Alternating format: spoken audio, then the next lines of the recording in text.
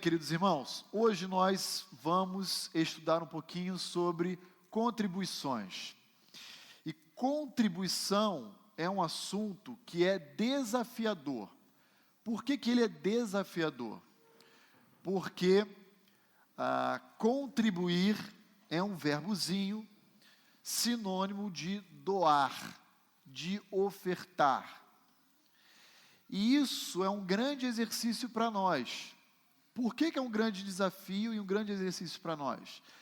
Porque a Bíblia declara que nós somos egoístas desde o ventre da nossa mãe. E contribuir é um ato de entrega.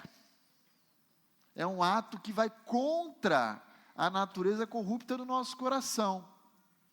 Olha que interessante, Jesus diz assim, ame ao seu próximo, complete a frase. Por que Jesus fala isso? Porque ele já sabe que nós amamos por demais a nós mesmos. Ele não fala assim, ame mais a si próprio, porque você está com uma baixa autoestima. Não, nós sempre temos uma autoestima elevadíssima. E quando nós pensamos em contribuir, nós necessariamente temos que dar um corte no nosso coração, que quer o tempo todo atenção, dedicação a si próprio, e se voltar para outros. Então, contribuição é um grande desafio, e a Bíblia nos mostra que esse ato, ele pode ter uma natureza dupla. Na esfera da devoção individual, contribuir pode ser a prática de uma boa obra. E na esfera da devoção comunitária, ou seja, congregacional, a contribuição pode ser, como deve ser encarado, que a Bíblia assim nos afirma, como um ato de adoração cultica. Por isso que no nosso momento de culto, nós temos um momento de contribuições, porque é um ato de adoração comunitária. Por isso que eu e você podemos chegar aqui no momento próprio do nosso culto e entregarmos a Deus as nossas ofertas, as nossas contribuições, ok? Contribuir é um ato necessário, porque tem a ver com morrer para si próprio e viver uma nova vida em Cristo, uma vida além de mim. Eu não sou o centro de todas as atenções. Contribuir tem a ver com uma expressão de obediência a Deus. Contribuir tem a ver com uma expressão de dependência de Deus.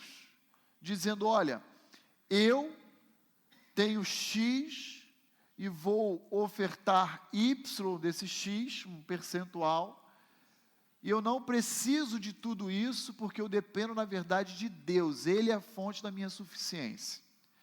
E a partir, então, dessa perspectiva, nós vamos construir aqui juntos algumas afirmações extremamente necessárias a uma percepção bíblica de contribuição, ok?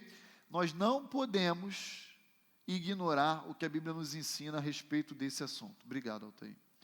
Então, começa aí comigo, olhando alguns textos muito importantes que você já conhece. E a primeira verdade que eu quero destacar para você é o fundamento. Qual é a base, o alicerce? Qual é a coluna, o fundamento bíblico para as nossas contribuições? E nesse sentido eu quero convidar a igreja a uma voz uníssona, declarar aqui comigo, recitar João 3,16. Esse aqui todo crente conhece. Como é que diz? Porque Deus, o mundo, de tal maneira, seu Filho unigênito, todo aquele que nele crê, mas tenha vida eterna. Olha a base que deve nortear a nossa contribuição, as nossas ações de oferta. A base não é outra senão o próprio Deus. Deus não tinha 10 filhos e falou, vou escolher um, porque eu ainda vou ter 9 comigo, e vou entregar um deles em favor da humanidade. Deus não fez isso. Deus pegou o único filho que ele tinha, e entregou em favor de cada um de nós. Então, a base, o fundamento bíblico para as nossas contribuições não pode ser outro senão o próprio Deus, o próprio modelo, o próprio exemplo de Deus para conosco. Nesse aspecto, nós percebemos que, embora a contribuição nas Escrituras não seja um ato imperativo, o exemplo de Deus para conosco tem força de normatividade, de imperatividade, de obrigação. Mas você não vai ver o apóstolo Paulo, em nenhum momento, em suas cartas, dizendo, é uma obrigação. Pelo contrário, é sempre um privilégio, ao lado da responsabilidade, ok? Então, vamos lá. Vamos olhar agora 2 Coríntios, capítulo 8, e vou pedir que algum irmão ou alguma irmã leia para nós os versos 8 e 9 de 2 Coríntios 8. Quem puder ler, levante a mão aqui, por exemplo, Ednei. Obrigado, Ednei. Preste muita atenção nesse verso. Olha a beleza dessa expressão que Paulo nos ensina em 2 Coríntios 8. Não estou ordenando que o façam, mas sim testando a sinceridade de seu amor a compará-lo com a dedicação de outros. Vocês conhecem a graça de nosso Senhor Jesus Cristo. Embora fosse rico, por amor a vocês, ele fez-se pobre, para que por meio da pobreza dele, vocês se tornassem ricos. Muito obrigado, Ednei. O Ednei leu na NVT, correto, Ednei? Olha como é que diz a revista atualizada. Não vos falo na forma de mandamento. O que eu tenho para ensinar à igreja de Corinto, Paulo está dizendo, não é algo imperativo, não é algo normativo, embora acabe assumindo essa conotação, mas para provar, pela diligência de outros, a sinceridade do vosso amor. Você diz que ama a Deus e ama aos próximos? Sim, então prove. E nesse sentido, contribuir passa a ser uma responsabilidade de todo cristão, de todo servo do Senhor Jesus. Mas Paulo está dizendo, isso não é um mandamento. Deus não colocou isso para nós como se fosse uma ordem. Por quê? Porque ele vai dizer que nós devemos fazer isso com liberalidade, espontaneidade, alegria, desprendimento. E aí ele continua dizendo, vocês conhecem a graça do nosso Senhor Jesus Cristo, que sendo rico se fez pobre por amor de vós, ou seja, ele doou toda a riqueza dele por amor de vós, a sua própria vida, para que pela sua pobreza, a minha e a sua, Cristo Jesus nos tornasse rico.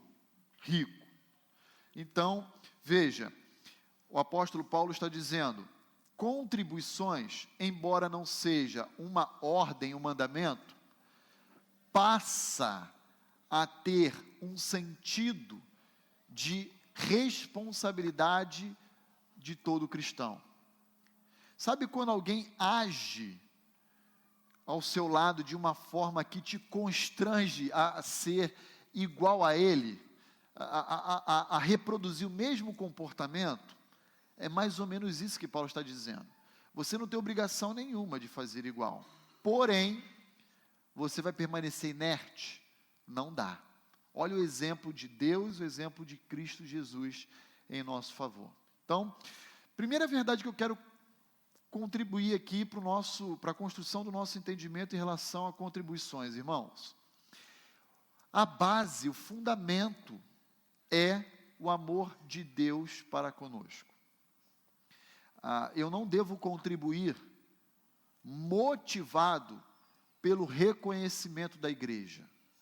Eu não devo contribuir orientado, motivado, impulsionado para ser a maior contribuição e a tesouraria saber que eu sou um dos maiores. Não é por aí. A motivação não é essa. Eu devo contribuir por olhar para o que Deus fez em meu favor e dizer: Senhor, eu quero ser como o Senhor. E eu quero manifestar minha gratidão a Ti e a minha obediência em menor escala.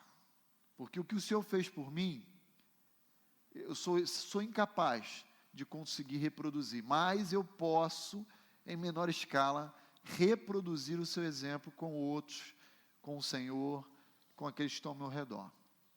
Fundamento, então, é Deus, quando a gente pensa em contribuições. Ok? Tudo bem até aqui? Pois não, irmão João? Vou pegar o microfone aqui.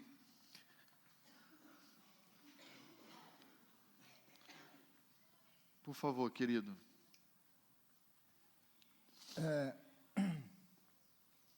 Cada pessoa tem quando resgatada, quando chamada, ela tem uma experiência pessoal, individual, que difere de uma para com a outra.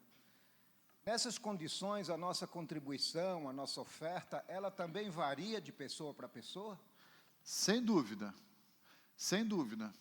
A gente vai ler uma outra passagem no próximo slide, 2 Coríntios, capítulo 9, que isso aqui é um 8, em que Paulo vai dizer: cada um contribua segundo tiver proposto no seu coração.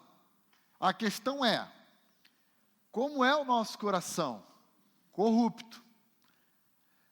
Só que aqui Paulo está escrevendo a uma igreja, a crente, e o que se pressupõe é que tenham corações regenerados, transformados. Então, você pode chegar e dizer: olha, eu coloquei no meu coração, fiz o meu orçamento e estabeleci para mim que minha contribuição será 8%. Já o Gustavo, que está aí atrás de você, vai falar: eu coloquei no meu coração que vai ser 13%. Outro vai dizer é 7%, outro vai dizer é 23%. A Bíblia não coloca para os crentes em Cristo Jesus a mesma obrigação que estava prevista na lei para Israel em termos de 10%. Há um outro tratamento. Na verdade, no Novo Testamento, quando Paulo escreve em capítulo 8, capítulo 9, era como se nós tivéssemos que entregar a Deus 100%. Mas, via de regra, nós temos a concepção de que é 10%. 10 era uma obrigação legal para Israel na antiga aliança. No trato de Cristo Jesus com a sua igreja, não existe uma métrica parametrizada que uniformize toda a contribuição por parte do seu povo. Ok? Vamos lá, Sônia. E nessa distinção, tá, João? Se um é 8, outro é 13, não importa.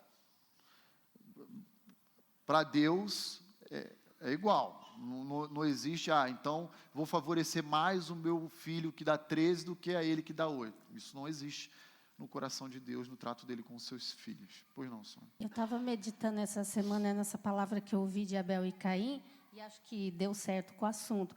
Por que Deus não se agradou da oferta de Caim? Eu fiquei pensando que é porque Deus queria que ele desse o animal, mas ele deu... E pelo coração dele, ele deu as primícias? Não entendi. Ok, essa é aquela pergunta que surge desde a classe Cordeirinhos de Jesus, né? Você estuda Caim e Abel, Gênesis 4, eu acho, né? Lá na classe, e todo mundo cresce pensando que é porque a de Abel foi animal, porque ele era pastor, e de Caim foram frutos, né, cereais e grãos, porque ele era agricultor. Isso não é verdade. Por que não é verdade? Porque se Deus se agradasse da oferta de Abel, porque foi oferta de sangue, de um animal que foi oferecido, Deus não tinha colocado Adão antes da queda para ser um agricultor, um lavrador no jardim. Então a questão não está no objeto, está na maneira. Está na maneira de como um entregou. Se você olhar a narrativa de Gênesis 4, você vai encontrar assim que Abel pegou das primícias do que ele tinha produzido. Então, o que ele fez? Ele valorizou, Ele pegou o que ele tinha de melhor. Enquanto na própria narrativa vai dizer que Caim fez o quê? Pegou lá qualquer coisa e pimba. A primícia do seu rebanho, enquanto Caim pegou lá de qualquer coisa e entregou a Deus de qualquer maneira. Essa é a ideia. Então, não basta contribuir. É necessário também observar a maneira como contribuímos. Mais uma vez, o próximo slide, Paulo vai dizer em 2 Coríntios 9, cada um contribua segundo tiver proposto no seu coração, não com tristeza, mas com alegria. Então, a maneira também importa, não é só a contribuição. Então, como é que nós devemos contribuir? Já antecipando, quando a gente for fazer esse ato. Com alegria, com desprendimento, liberalidade, gratidão, reconhecimento. Olha como isso muda. Agora, já imaginou? Eu pego assim no meu bolso, pego o envelope. Ai, será que eu tenho que entregar esse negócio aqui mesmo esse mês? Porque está tão apertado o meu orçamento. Faltei a aula lá do pastor Roni do Israel sobre orçamento familiar. Deixa para o próximo mês. Não, tá bom, eu vou entregar para aplacar minha consciência. Cara, não entrega. Não entrega. Porque não vai ser aceito. Deus não vai se agradar com o coração pesaroso, preso a essas coisas. Agora, veja, é um exercício, por isso que a aula é um desafio, porque o nosso coração ele é corrupto. Ele foi regenerado, mas o velho homem continua presente em nós. Nós só deixaremos de ter esse velho homem quando formos glorificados no futuro. Então a gente vai estar lutando, mas no momento em que eu luto, e eu falo, vou deixar que a minha nova criatura vença, Deus se agrada desse ato. Agora, volto a dizer, se a gente fica lutando e entrega com o coração pesaroso, tem gente até que se arrepende depois, fala, puxa, bateu o cheque lá, é verdade. Seria engraçado se não fosse profundamente triste. Aqui nunca aconteceu isso, tá, irmãos? Nós somos a igreja modelo. Ai, só a graça de Deus mesmo. Vamos lá. Próximo item, então, queridos. Lembre-se que esse gesto de contribuição, o maior beneficiado não é quem recebe. Olha que interessante. O maior beneficiado, segundo as Escrituras Sagradas, são quem? São os que doam. Olha como inverte tudo, querido. Olha lá, então alguém abra para mim em Atos 20, verso 35. Quem pode ler para nós Atos 20, verso 35? Sônia, por favor. Tenho-vos mostrado em tudo que, trabalhando assim, é mister socorrer os necessitados e recordar as palavras do próprio Senhor Jesus. Mas bem-aventurado é dar que receber. Olha que interessante. Paulo está em Mileto, em Atos 20, né? Manda chamar os presbíteros de Éfeso. E ele está dizendo, parafraseando o apóstolo Paulo ali, no relato de Lucas, o seguinte: olha, é necessário socorrer aos necessitados, mas eu quero lembrar vocês, que me ouvem, o seguinte: eu quero lembrar vocês as próprias palavras do Senhor Jesus. E quais são essas palavras? Mais bem-aventurado, ou seja, mais feliz ou alegre serão os que dão do que os que recebem. Mais bem-aventurado é dar do que receber. Então, esteja certo disso. Você, aos olhos de Deus, se contribuir da forma que deve ser feita, você será muito mais edificado do que aquele que recebe. Veja, se para alguém que está necessitado, é uma bênção receber uma oferta inesperada que a pessoa não tá contando. Jesus e Paulo estão dizendo, para você que doa, ela é maior ainda. ela deve promover no seu coração uma alegria, uma gratidão ainda maior ainda. Então, fique com as palavras do Senhor Jesus, reforçadas aí pelo apóstolo Paulo. 1 Timóteo, capítulo 6, quem pode ler para nós, versos 17 a 19.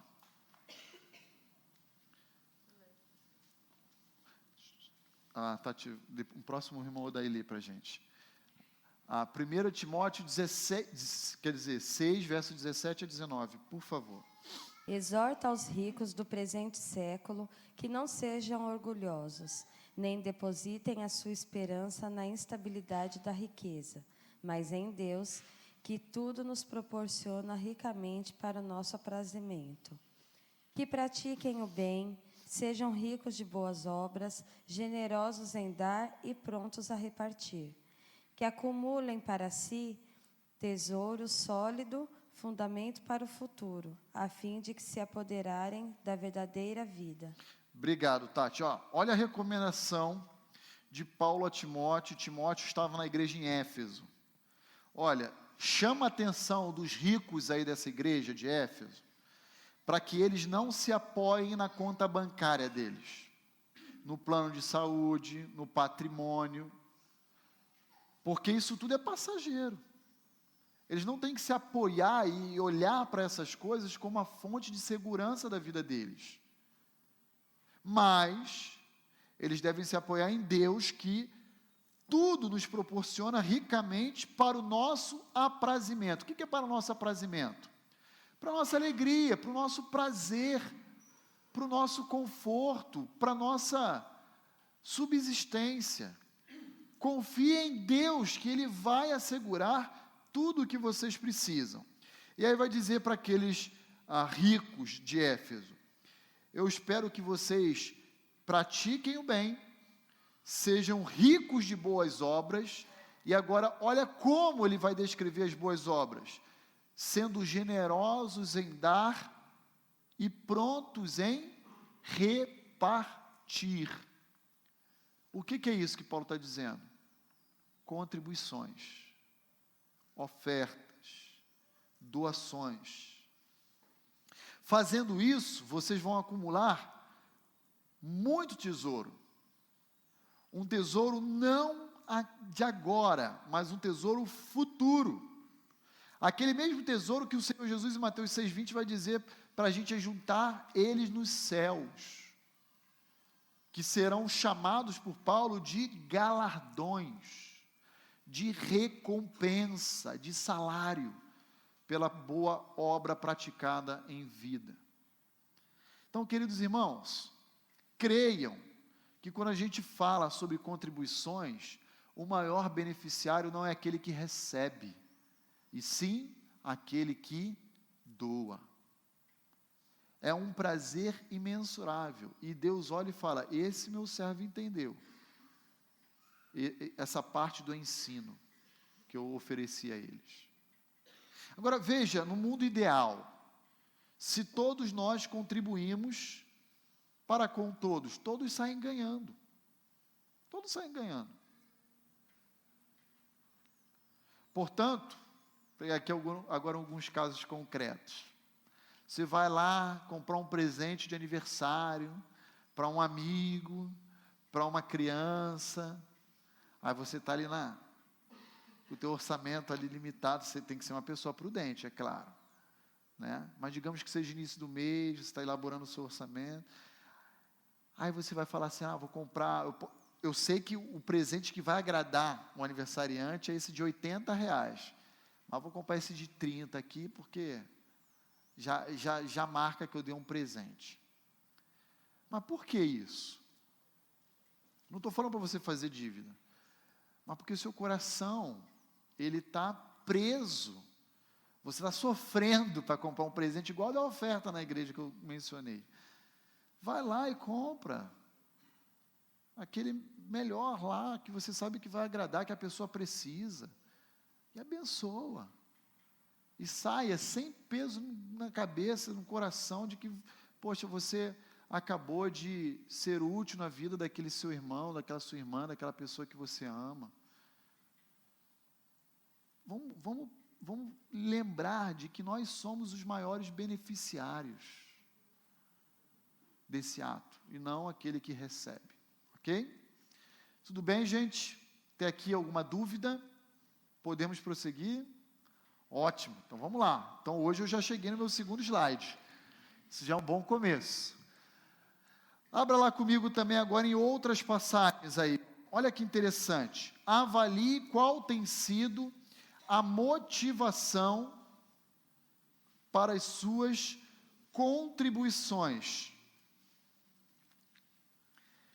Lembra, a maneira como nós contribuímos, ela é tão importante quanto a nossa contribuição, ok? Cadê o microfone? Ah, está aqui. O irmão daí, por favor, lê para nós 1 Coríntios 13, irmão, verso 3. Você conhece essa passagem, ela já foi até, inclusive, musicalizada por algumas bandas aí seculares, né? Que nem temor a Deus tem, mas tinha uma expressão poética bonita, e colocaram aí o ritmo, a melodia, e essa é a expressão mais linda que descreve a respeito do amor que a Bíblia no Novo Testamento nos apresenta. Então, olha aí o versículo 3.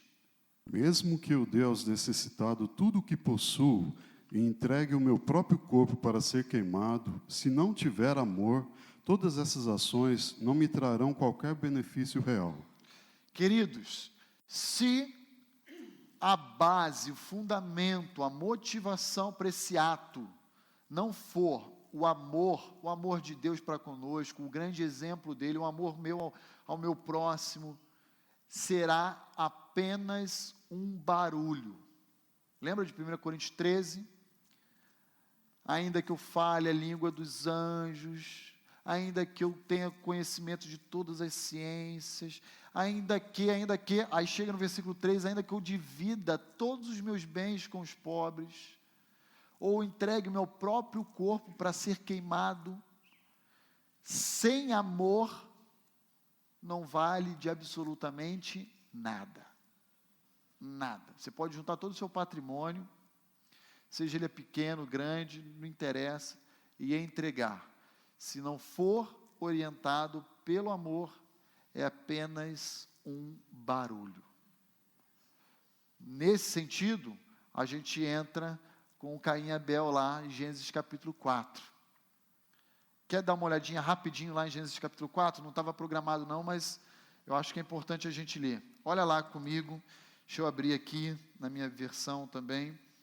Gênesis capítulo 4. Olha a maneira como um dá comparado a do outro.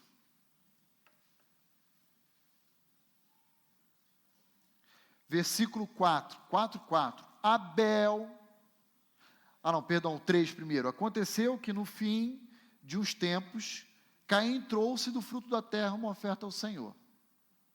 Agora olha o verso 4. Abel, por sua vez, trouxe das primícias do seu rebanho. Aqui o autor do livro está querendo apresentar um contraste entre alguém que deu o que tinha de melhor e alguém que pegou qualquer coisa. E foi exatamente isso que fez com que Deus se agradasse da oferta de um e não da do outro. Ao passo, versículo 5, de que de Caim e da sua oferta não se agradou. Irou-se, pois, sobremaneira Caim, e descaiu-lhe o semblante. Então disse o Senhor: por que andas irado e por que descaiu o teu semblante? Se procederes bem, não é certo que serás aceito? Se todavia procederes mal, eis que o pecado jaz à porta, o seu desejo será contra ti, mas a ti cumpre dominá-lo. Então proceda bem. Quando você for contribuir, faça isso com amor, impulsionado pelo amor, pela preocupação, pelo zelo, ok? Agora deixa eu fazer apenas um breve intervalo aqui no que eu vou dizer para vocês, que isso é muito importante. Depois eu retorno para a aula. De tempos em tempos toca o nosso telefone, especialmente o fixo, né, de casa, e algumas, como posso falar, entidades de assistência pedem contribuições, né? Tem algum problema fazer uma doação a essas entidades? Absolutamente nenhum. Mas tome um cuidado, para você não doar qualquer valor em apoios a entidades espíritas, entre outras aí de outras naturezas. Por quê? Porque se você fizer isso, você está apoiando um trabalho espírita e sendo conivente e compartilhando com eles daquele mesmo trabalho. Ah, pastor, mas aqueles que são atendidos não vão ser prejudicados se eu não ofertar? Sem dúvida, mas há outras entidades que também têm a mesma finalidade de apoiar e atender pessoas, às vezes, doentes, crianças, órfãos e tudo mais, com o viés cristão. Então, se você for ajudar uma entidade, ajude aquelas que não são contrárias à sua fé. Então, por exemplo, você vai ajudar a entidade Bezerra de Araújo, já sabe que é espírito kardecista. LBV, Legião da Boa Vontade, é espírita kardecista. Ah, eu vou ajudar o hospital fulano de tal, é uma coisa.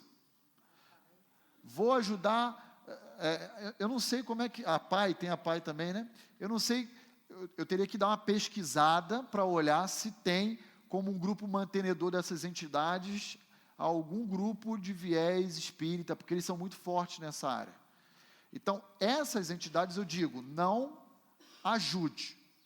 Ajude aquelas que ou são fruto de uma ONG, sei lá, fruto de uma entidade religiosa cristã, mas não vai nessa direção de apoiar trabalhos, especialmente espíritas, ok? Porque aí você vai estar se identificando com aquela proposta, tá bom? Fecha aqui o parênteses. E receber? Espera aí, deixa eu pegar o microfone, cadê? Receber dessas entidades, como assim? Pode falar, explica pra gente. O que acontece? Teve caso aqui na própria igreja, o pessoal que veio da Venezuela, e uma amiga da Tatiana que trabalha com ela, é espírita. E ela se prontificou a ajudar muito mais do que os próprios irmãos. Entendeu? E aí o que acontece? Quem é mais beneficiado é quem doa do que quem recebe. Né? E aí, recebe ou não? Então, veja, uma pessoa que não conhece a Cristo, todo ato de doação não deve ser considerado uma boa obra. Já começa por aí. Então, essa pessoa não se aplica a 2 Coríntios lá, porque o que ela está fazendo está com a motivação errada, ela está alienada, ela está fazendo para uma autopromoção. Ela não entende o fundamento da contribuição, que é o amor de Deus para conosco. Então, uma pessoa não cristã, que não recebeu a Cristo na sua vida, ela faz isso no mínimo ou no máximo, dependendo aí, essa variação, esse intervalo, para reconhecimento, vaidade, orgulho, como uma porção de gente vai lá no Teleton, no Criança Esperança, e faz aquelas doações. Dizem que são humanitários, que querem ajudar, abençoar, mas, na verdade, é para se autopromover, inclusive algumas empresas que doam também. Então, não se aplicaria uma pessoa não cristã, tá? E um detalhe, nem todo crente que doa também faz da forma que deveria fazer, então, é bem delicado. Agora, um católico, um espírita, um macumbeiro, quer doar qualquer coisa, ela pode doar, para qualquer pessoa, para um crente, para não crente. Não teria um problema na pessoa de receber essas coisas, não veria isso como um problema. A questão é que essa pessoa, ela precisa conhecer a Cristo para se enquadrar em tudo isso que a gente está falando, porque senão ela está fora, Então, por exemplo, você fez um aniversário, vem um colega seu de trabalho que não é crente, não precisa ser espírita, pode ser qualquer outra, pode ser até ateu, ele vem te dar um presente, uma camisa, um short, uma sandália, não sei, não tem problema, é uma contribuição, você está recebendo.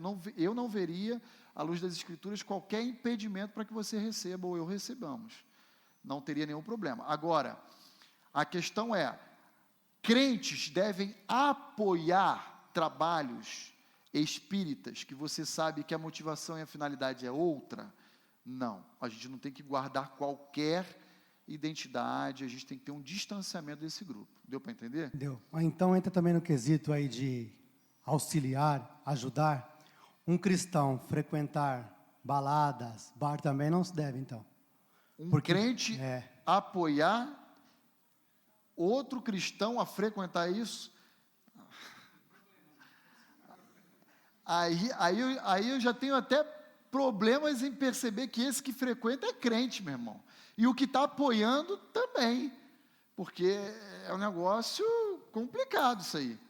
Como é que um crente vai apoiar outro irmão a frequentar um lugar em que vai rolar bebida, cigarro, promiscuidade, lascívia, entre outros pecados?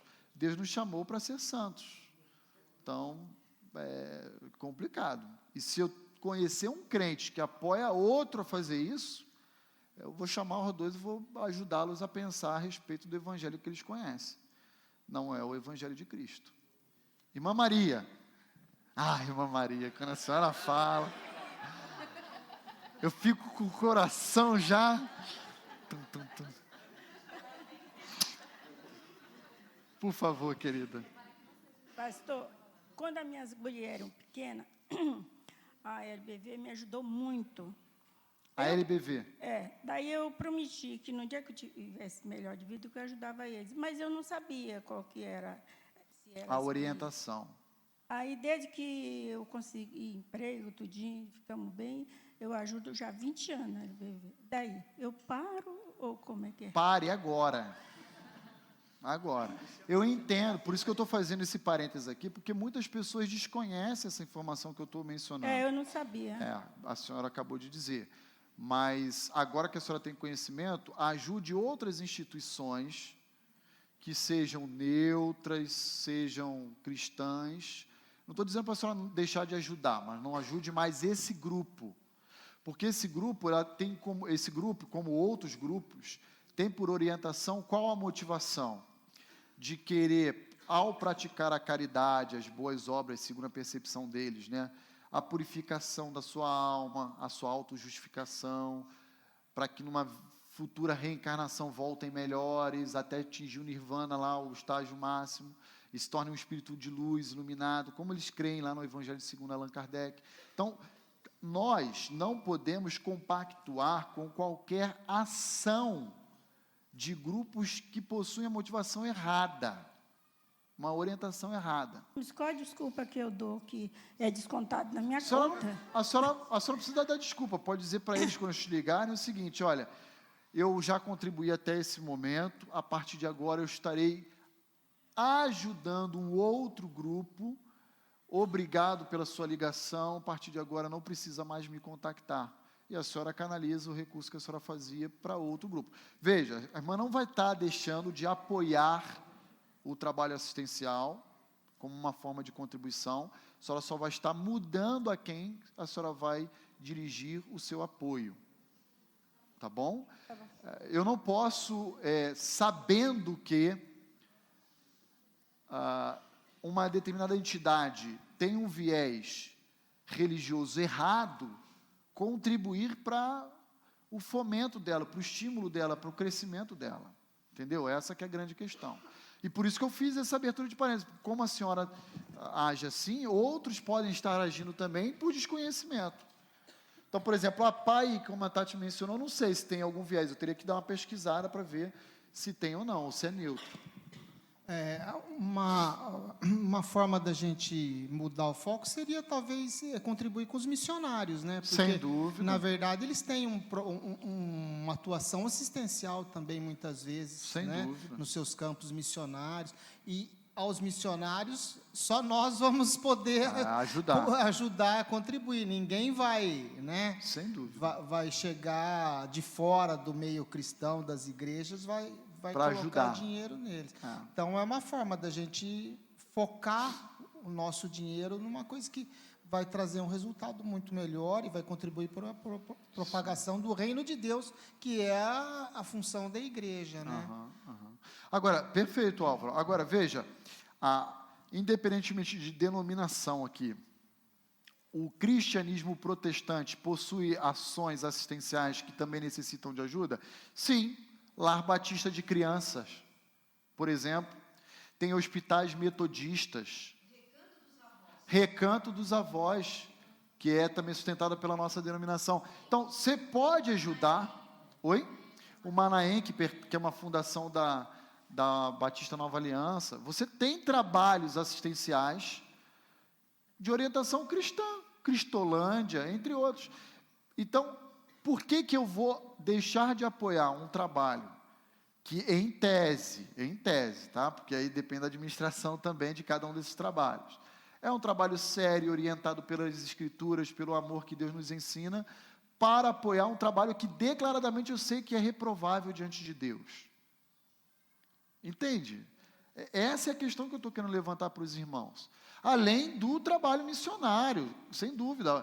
Como o Álvaro bem disse, o ímpio não vai sustentar o missionário, mas o ímpio pode contribuir com o LBV. E o missionário? É responsabilidade minha e sua como igreja. Né? E tem muitos que ainda não foram para o campo porque não levantaram o sustento completo. E o sustento completo não é 10 mil reais, é um mínimo, dependendo do contexto, para ele poder ir.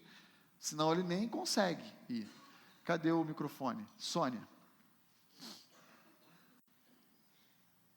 Aqui na cidade, a gente tem assim, perto da minha casa, que é como chama? Esqueci, que é uma entidade espírita, que tem muitos irmãos que levam seus filhos, porque tem bastante curso bom. Tem curso de informática, tem curso de culinária, e tem o asilo também, que assim, quando eu preciso de uma coisa que a gente não usa muito, que não compra, assim, sei lá, por exemplo, uma bicicleta ergométrica, às vezes a gente vai lá, passa lá no asilo, vê se tem lá, porque às vezes você compra mais barato. Então, isso também não é legal. Qualquer tipo de, presta atenção, parceria, apoio. Aí, cada caso é um caso, né? Senão eu vou abrir aqui e vão ter várias possibilidades. Estou querendo levar a igreja a pensar o seguinte: qualquer maneira ou expressão minha de apoio a esses tipos de trabalhos deve não existir. Se, por exemplo, fizer uma feira de bazar, porque eles estão precisando pagar alguma coisa, tal, tem que para construir, para reformar, para aumentar a sala, e estão querendo angariar recursos. Aí eu vou e falo assim, não, então vou doar roupas para poder vender no bazar. É uma forma de apoio, aí você tem que pensar nessas coisas. Porque através dessa roupa aqui vão levantar 200, 300 reais. Você está doando. Então, eu acho que você não deve... Eu sei que se esse áudio aqui cair lá fora, o pastor Roni vai ser dilacerado. Não estou nem aí. Já sou dilacerado, às vezes, aqui dentro também, né? Fica tranquilo. João. Pois não, João. Tá rindo, João. Eu estou aqui me segurando, mas eu sei. A coisa parece muito clara. Eu estou vendo você ali com o espírito agitado, como diz Paulo. A coisa parece muito clara para nós que somos crentes no Senhor Jesus, né? 100% de tudo que nós temos pertence ao Senhor. A doutrina espírita, através dessa doutrina de boas obras, te aprimora, faz você evoluir. Ela prega autossalvação. Então, ela rejeita o sacrifício do Senhor Jesus Cristo. Sim. Qualquer tipo de apoio a esse tipo de doutrina deve ser, obviamente, rejeitado por nós cristãos. Sim. Salmo 1, e Paulo também, existem vários versículos bíblicos, não vos associeis, né, com esse tipo de coisa. Qualquer tipo de sociedade de apoio, nós estamos negando o sacrifício do Senhor Jesus Cristo, fazendo frutificar, vivificar essa doutrina que é espúria. É isso aí, 1 Coríntios 8, 1 Coríntios 10. Ano passado nós estudamos a carta inteira aqui e teve momentos que Paulo abertamente nessas passagens disse, né, aos crentes de Corinto, não se assentem com eles à mesa, porque é como se vocês estivessem se associando a demônios, com demônios. Agora veja, nós estamos pregando aqui na série de Gálatas, Tesouro da Graça, esse outro evangelho que não é outro que Paulo fala já no capítulo 1, lembram? O que vocês têm aí? O evangelho segundo Allan Kardec. Não é evangelho, gente. Não é evangelho. Então, o pastor Roni é radical. O pastor Roni é radical porque o evangelho é radical. E se você quer ser da turma do deixa disso, você tem que repensar a sua vida cristã. Porque não tem esse deixa disso do politicamente correto. Lembra lá, vou chegar aí, Mari, a versículo 10, né? Acaso eu estou aqui para agradar a homens? Se eu fizer isso, já não sirvo mais a Cristo. Paulo diz, Gálatas 1:10, que nós tratamos domingo passado. Vamos lá, para Marilene.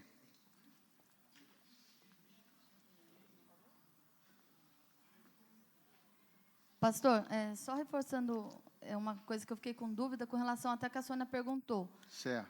Tem alguns lugares que nem ela falou, oferecem cursos. Aí o senhor estava até falando, qualquer coisa que a gente faça para contribuir com esse local. Mas vamos supor, o caso da APAI. A APAI nós sabemos que é um dos órgãos que cuida de criança especial. Se um crente tem uma criança especial e ele vai frequentar, eu não sei também se por trás da APAI tem espíritas ou não. E nós sabemos que questão de órgão que trabalha com criança especial hoje, na cidade assim que eu conheço mais é a APAI mesmo. E lá tem as mães que às vezes elas têm que fazer alguns trabalhos para isso. E eu não vou dizer só a APAI, que é para criança especial. Nós temos outras escolas também na cidade. Uhum. Nós temos hospitais que são sustentados por esses locais. Quer dizer que o crente nunca vai poder usufruir desses trabalhos, nem serviços? Veja, Mari, em primeiro lugar, eu precisaria ver se, por exemplo, a APAI é uma instituição de orientação, por exemplo, espírita, como nós estamos trabalhando aqui juntos. Eu desconheço, teria que me informar e pesquisar melhor. Eu não sei. Você está lendo aqui, gente? Aparentemente não tem vinculação nenhuma com mantenedores espíritas. É uma ONG, talvez uma fundação. Para ensinar as pessoas sobre como lidar com crianças deficientes, mas não tem uma referência ao espiritismo aqui no Tá. Se fosse, eu não colocaria meu filho lá. A decisão é sua, mas eu não colocaria. Como não colocaria meu filho, se tivesse uma escola espírita infantil, não colocaria. Podia me dar de graça, não colocaria. Então, mas não está prestando um serviço? Está prestando um serviço, mas eu não quero qualquer relacionamento com esses grupos. Mas e se for uma escola, por exemplo, a gente tem escola adventista, tem escola candelária, outras escolas na cidade que também não são cristãs, e tem. Eu não sei como é que, como funciona por trás disso daí. Em tese, esses grupos são cristãos, mas não são cristãos ortodoxos ou protestantes, né? Por exemplo, o Candelário é uma escola católica. O catolicismo está dentro do cristianismo. A adventista, já falamos aqui, é uma seita, mas é uma seita considerada dentro do cristianismo. Ok? Então, seria menos pior. Seria até tolerável, desde que você filtrasse e cuidasse. Agora, uma entidade espírita, nunca. Ponto final. Uma entidade da Umbanda, nunca. Uma entidade ateia, nunca. Ok? Então, eu iria nessa direção, respondendo a sua pergunta.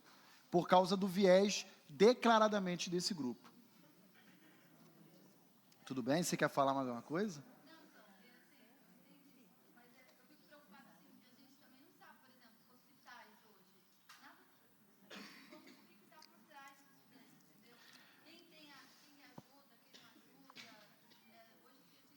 Então, mas veja, eu estou entendendo a sua colocação, Mari.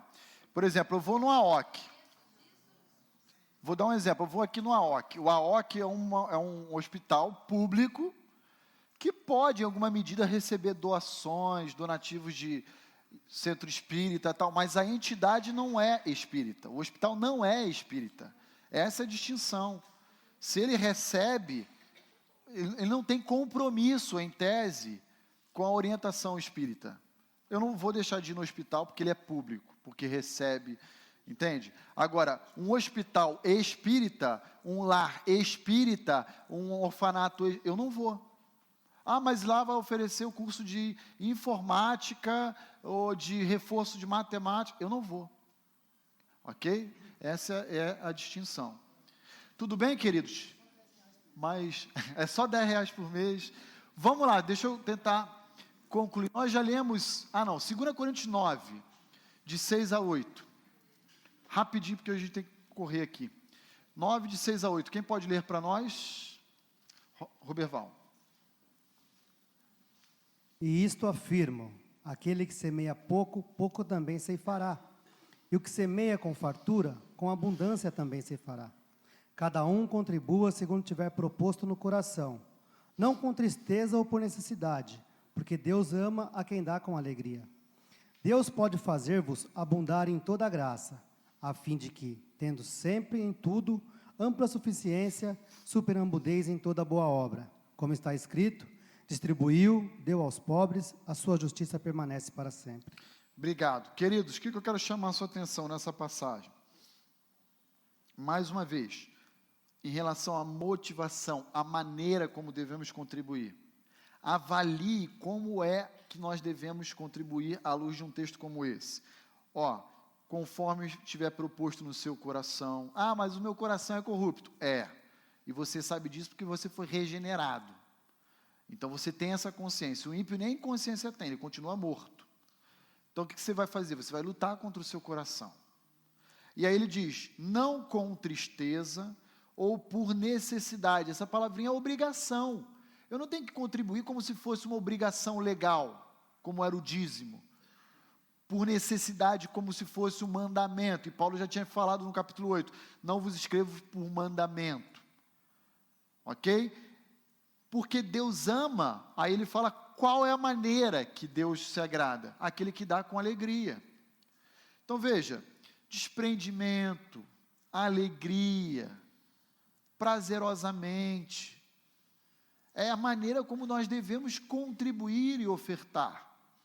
Seja num ato cultico, comunitário aqui, seja na minha vida cristã individual, quando eu vou ofertar para algum irmão que está passando necessidade, que eu vou lá e vou comprar, fazer um comprão no mercado para essa pessoa e vou doar.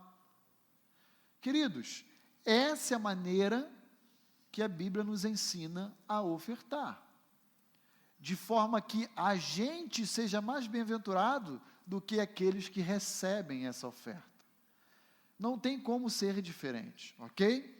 Por último, olha aqui o trato de Deus com Israel. Desculpa, Bia, não tinha visto, Bia. Perdão, então antes de olharmos o trato de Deus com Israel, Bia, por favor. Pastor, eu não sei se é uma pergunta muito equivocada, mas e a questão do testemunho, tipo, eu estou ajudando o fulano, mas as pessoas vão ver em mim Cristo porque eu estou ajudando o fulano, e a questão do bom testemunho. Veja, o fato de eu contribuir e ajudar não exclui outras responsabilidades na minha vida cristã. Então, por exemplo, vamos pegar o exemplo que o Álvaro mencionou aqui de missões. Veja, o fato de eu contribuir com o sustento missionário, uma campanha, ou adotando algum missionário, não exclui outras responsabilidades da minha vida, como estar orando, estar evangelizando, estar servindo, entre outros aspectos. Então, eu posso contribuir com alguém que está necessitando, mas o meu testemunho de vida cristã, ele não se restringe a isso. Eu tenho que zelar por outras coisas da minha vida, santidade, sabe? Então, o que eu quero te dizer é o seguinte: o fato de eu contribuir, seja qual seja a finalidade, não me isenta de outros compromissos que a vida cristã exige de mim. Deu para entender aí? Então, tá bom. Vamos lá, agora olhar um pouquinho para o trato de Deus com Israel. Provérbios capítulo 11. Alguém leia para nós o verso 24 e 25. Cadê o microfone? Está com a Bia. Quem pode ler para a gente aí? O Álvaro. Obrigado, Álvaro. Provérbios 11, 24 e 25. A quem dá liberalmente, ainda se lhe acrescenta mais e mais. Ao que retém mais do que é justo, ser-lhe-á em pura perda. a alma generosa prosperará, e quem dá a beber será descedentado. Olha que interessante. Na matemática de Deus, quanto mais você dá, mais você recebe. Olha lá, a quem dá liberalmente, ainda se lhe acrescenta mais e mais. Você pensa assim, não, mas eu quero tudo para mim. Aí você se empobrece. Interessante, como é inverso aos valores do mundo, né? Não necessariamente, não necessariamente. Embora na aliança de Israel era. Porque na aliança com Israel, Deus falou, eu vou dar prosperidade a vocês. Eu vou dar riqueza, vou dar alimento. Então, na aliança com Israel, sim, com a igreja cristã, não.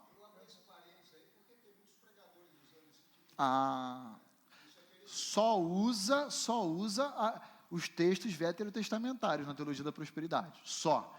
Porque é de fato isso. A aliança mosaica, ela girava em torno de prosperidade material, sim. Porque Deus assumiu esse compromisso. Com a igreja? Não. Comigo e contigo, não. Para Israel. Para Israel. Cadê o microfone aqui? Ah, está aqui. Deixa eu pegar lá a irmã Roseli. Aqui, minha irmã. Pastor, eu muitas vezes me peguei pensando num versículo, talvez de forma isolada, mas aquele que sabe fazer o bem e não faz, comete pecado. Tiago. Então, muitas vezes eu pensava assim, poxa, eu não estou ajudando, né? Quando às vezes essas entidades, aí, instituições ligavam para mim, pedindo ajuda, e eu falava que não, porque eu já contribuo, eu penso que a minha contribuição com a minha igreja já está fazendo também esse tipo de trabalho. Então, eu sempre falei assim, não, eu já contribuo, já faço a minha doação mensal para outro lugar, não preciso ficar dizendo para onde. Mas eu me pegava, às vezes, me avaliando, pensando assim, poxa, eu sei fazer o bem e não estou fazendo, estou cometendo pecado, né? Então, também penso, às vezes, que a gente ajudar alguém, não importa de que religião seja, e eu vou ajudar essa pessoa, isso é um ato de amor, porque aquele que vê um que está necessitado do meu lado e eu não faço nada também, eu acho que o amor está acima de qualquer coisa, né? Então, a gente tem que estar realmente à luz das Escrituras, para que a gente, se uma pessoa é declaradamente anticristo, então ela tem que ser mesmo, né? Tem que chegar ao conhecimento de Cristo, né? Então, se é um lugar que é declarado que eles não creem no Senhor Jesus, então para que eu vou apoiar se tem tanta gente para ser apoiada? Mas a questão do amor é que às vezes me deixa assim, poxa, tem muita gente ao meu redor, quem é o meu próximo? Esse próximo, eu preciso saber de que religião ele é para eu fazer o bem?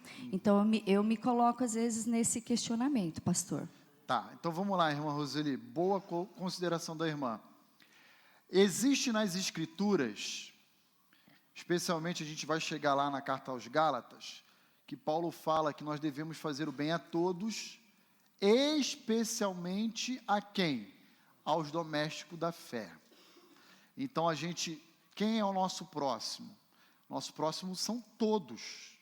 Mas eu tenho recurso para ajudar todos? Não.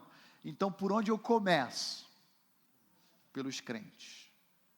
Não precisa ser da Igreja Batista Vida Nova. Se é crente em Cristo Jesus de uma outra igreja, independente de denominação, é meu irmão em Cristo, eu vou abençoar. Começando por ele.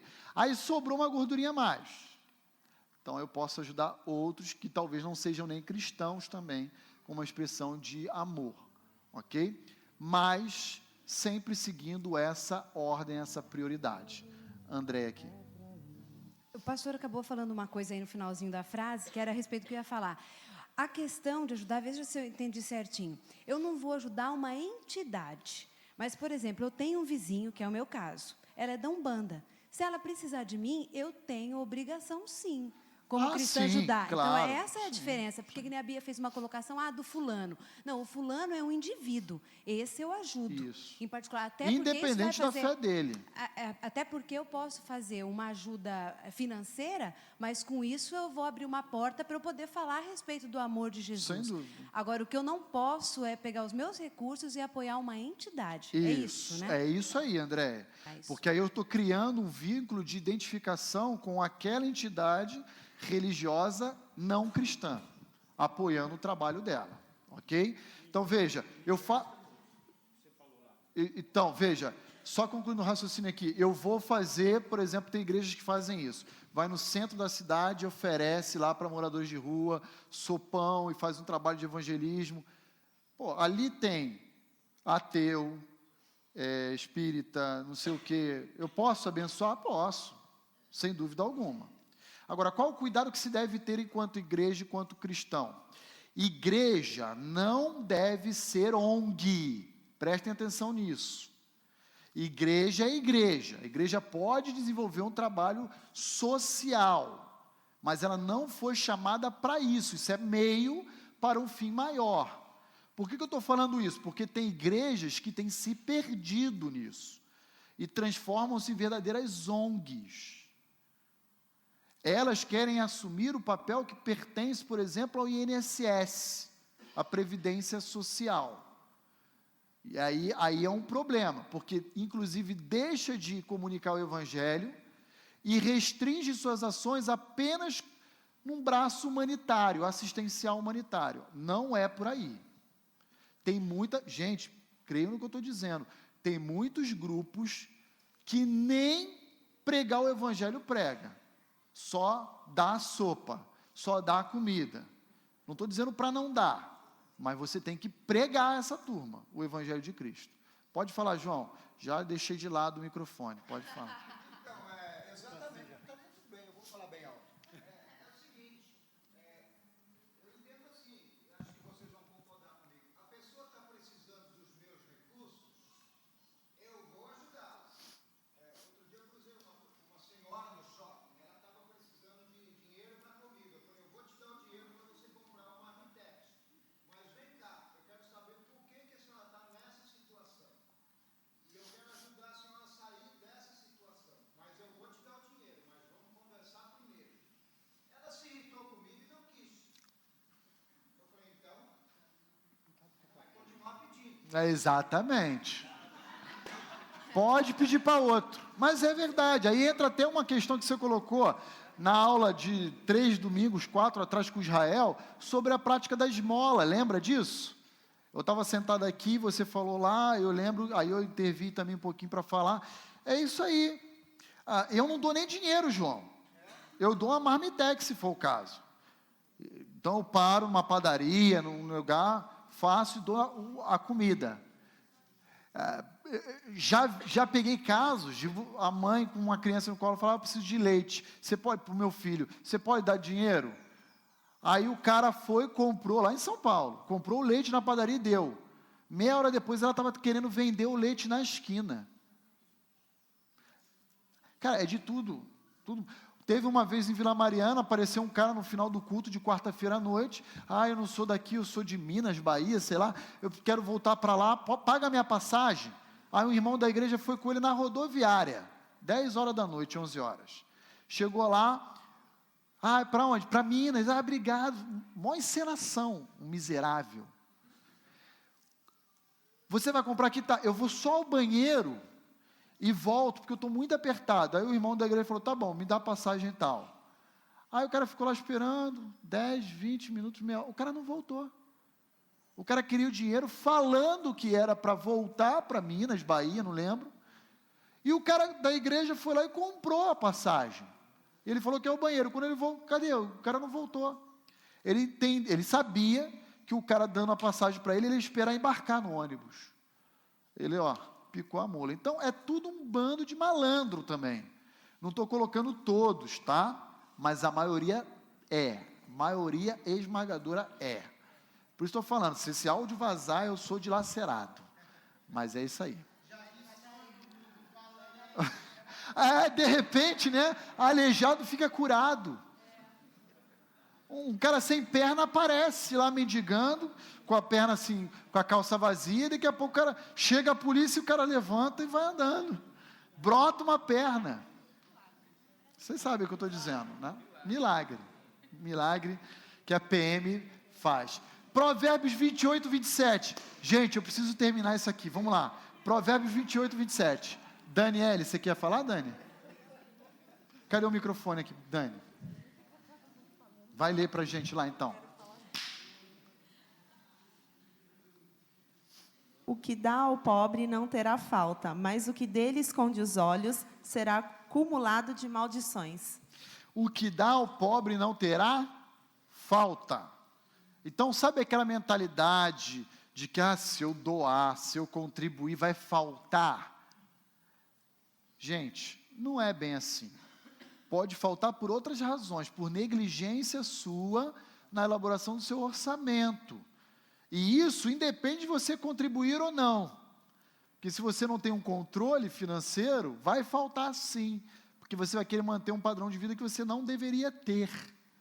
Então não coloque a culpa na sua oferta, na sua contribuição.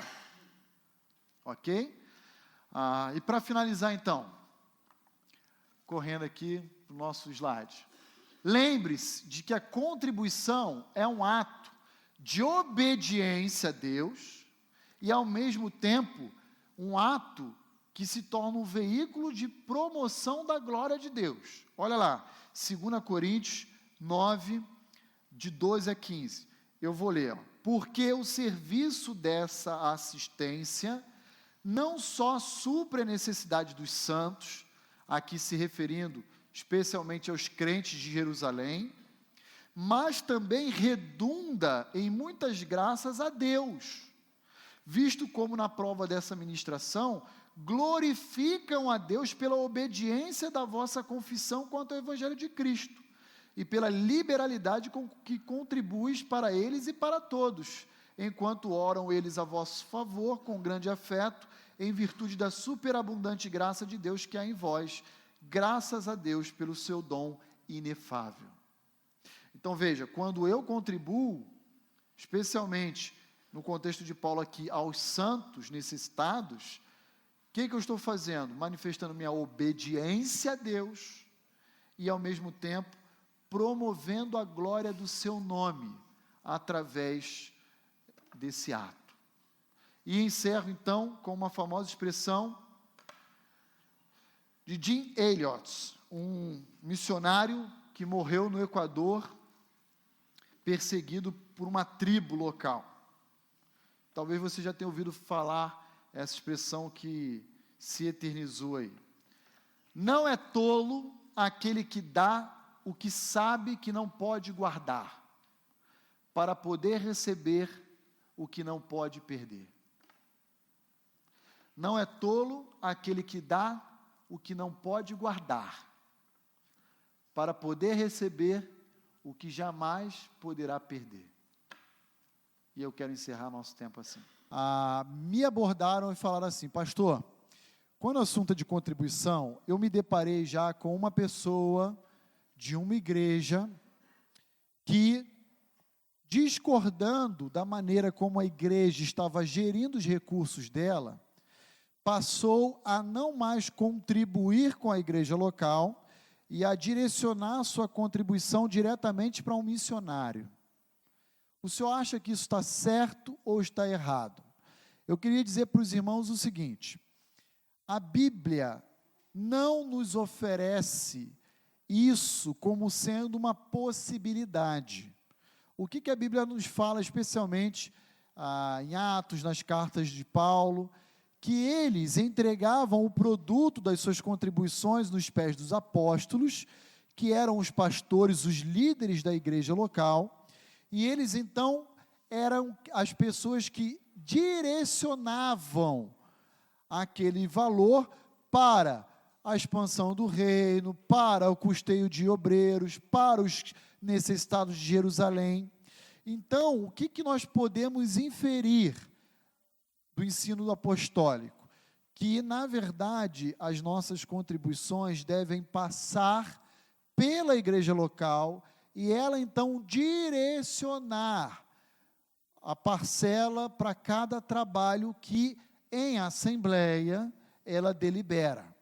Por isso nós temos uma aprovação de orçamento anual, por isso que a gente abre para a prestação de contas com a igreja. Se o indivíduo assume uma postura como essa, lembra, da maneira como a gente contribui também tem o seu valor, a sua importância, não adianta, porque parece ser uma insubmissão às autoridades. Procura o seu pastor, a sua liderança, conversa com ele e fala, olha, eu não concordo com a maneira como está sendo direcionado esse recurso para isso, para aquilo outro, e não para aquilo que eu julgo importante. E aí, no momento oportuno, em uma assembleia, você vai ter a oportunidade de propor, olha, a gente está investindo 3 mil nisso, por que não investir esses 3 mil nisso, naquilo? Você tem essa abertura para você fazer isso em assembleia numa igreja. Agora, se você tendo essas oportunidades não fazem, eu quero dizer que é mais uma atitude de rebeldia, de insubmissão, do que propriamente de um coração orientado pelo amor e pela obediência. Tá bom? Isso não aconteceu aqui, a pessoa que me abordou explicou, foi de um outro contexto anterior no qual ela veio, e isso foi uma prática recorrente, inclusive, entre alguns irmãos daquela comunidade. Eu quero só salientar que esse não é o procedimento adequado em nenhum contexto, ok? Então, eu queria fechar a minha participação desse assunto e passar a palavra do Israel, então. Obrigado. Uma pergunta a mais, pastor? Pergunta difícil para ele. Tá? Minha parte é só prática. Bom dia. Eu vou passar com vocês, então, algumas coisas que a gente tem visto de juros, né, discutido, algumas aplicações práticas do conceito de juros, e no final tentar fazer uma derivação de tudo que a gente aprendeu a respeito de juros. Está falhando aqui? Tá bem? De tudo que a gente aprendeu a respeito de juros a nossas ofertas e contribuições. Vamos ver se a gente consegue fazer esse exercício. Mas eu queria ver com vocês, então, juros. Como é que funciona esse negócio aplicados, né, ou efeitos dos juros no tempo. Dá para vocês um pouquinho mais de perspectiva a respeito de como os juros pode nos afetar no tempo, seja positiva ou de forma negativa, né? A gente tem aqui uma linha do tempo, certo? Você tem ali o tempo em anos, 0 ano, 10 anos, 20 anos, 30. E uma pessoa resolve começar uma poupança para a sua aposentadoria. Ela diz, eu vou economizar R$150 por mês, quero dar 150 por mês, e vou começar a fazer isso quando eu tenho 20 anos. Então, eu vou representar isso no gráfico como sendo umas setinhas para baixo. O cara está colocando dinheiro. Ele está pondo dinheiro lá, todo mês, R$150 mensais por 10 anos. Ok? Tranquilo? Graficamente, faz sentido. E ele consegue uma aplicação, ele guarda esse investimento a 0,5% ao mês. Essa é a rentabilidade, o que ele vai ganhar em cima desse valor mensal. Depois que ele chega aos 30 anos, ele para de guardar os 150. Mas tudo que ele juntou, ele deixou guardadinho lá. E ele deixa investido esse valor pelos próximos 30 anos, porque ele quer se aposentar com 60 anos. Então, olha só, dos 20 aos 30, ele guardou R$150. Esse dinheiro foi rendendo, foi acumulando, foi gerando juros. E quando fez 30 anos, ele parou de contribuir. Ele só deixou o dinheiro lá parado na aplicação pelos próximos 30 anos.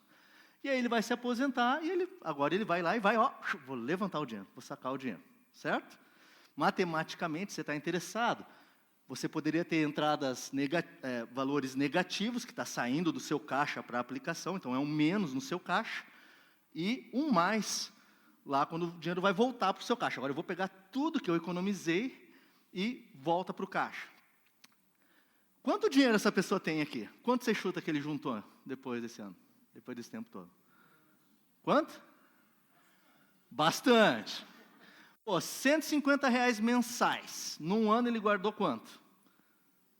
150 vezes 12. Difícil, né? R$1.800. Em 10 anos, R$1.800 por ano, 18 mil. Quanto ele tem lá, aos 60 anos? R$148 mil. Os R$18 mil que saiu da mão dele se transformaram em R$148 mil. A gente não tem muito tempo, mas a gente poderia mostrar no Excel como fazer esse cálculo. É bem simples, você tem lá uma prestação mensal, uma taxa de juros, 0,5, você tem o período de investimento, que são 12 meses por ano, vezes 10 anos, ou seja, são 120 meses. E no Excel é bem fácil, você põe uma fórmula. Eu quero saber o valor futuro, com essa taxa, com essa aplicação, por esse tempo. E o Excel calcula magicamente para você. E ele diz, está aqui o valor, e está certo. Pode saber que é assim mesmo, tá? Tem tempo para isso, pastor? Não sei se tem tempo para entrar no Excel, mas dá para fazer. Vou fazer um no Excel só para você ver como é que é, porque é bem legal, cara. Então, chega no seu computador em casa, você vai ver a mágica que é o Excel. Né? Para quem nunca usou, eu garanto que depois que você usar, você vai se apaixonar pelo negócio. Vai largar o Netflix. Você vai abandonar o Netflix.